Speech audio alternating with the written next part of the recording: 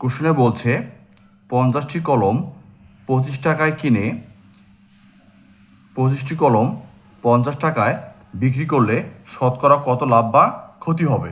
তাহলে আমাদের shortcut technique হচ্ছে সিপি এসপি। এতে হচ্ছে অ্যামাউন্ট, কিউতে হচ্ছে কোয়ান্টিটি। তাহলে হচ্ছে অ্যামাউন্ট, তাহলে 50টি কলম 200 টাকায় কিনে, তাহলে অ্যামাউন্টটা যাবে এই জায়গায় 200, কোয়ান্টিটি হচ্ছে 50, এটা হবে হচ্ছে সিপির লাইন। তাহলে হচ্ছে অ্যামাউন্ট টাকা হচ্ছে 50, কোয়ান্টিটি হচ্ছে 25।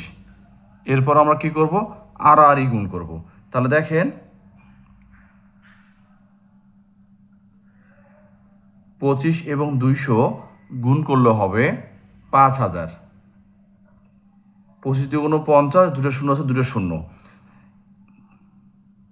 এবারে আমরা 50 এবং 50 গুণ করব।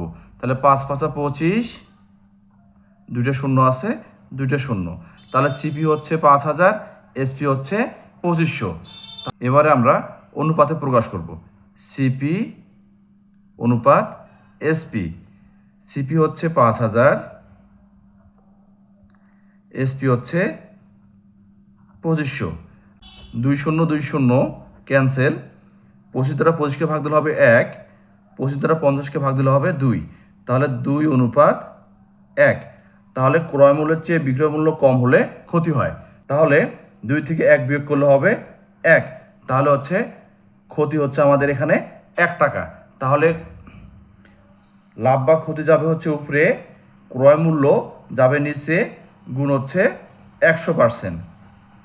আমি আবারও বলতেছি, ক্রয় মূল্যের চেয়ে বিক্রয় মূল্য কম হলে ক্ষতি হবে। তাহলে দেখেন 2 থেকে 1 বিয়োগ করলে হচ্ছে 1, তাহলে 1 টাকা ক্ষতি।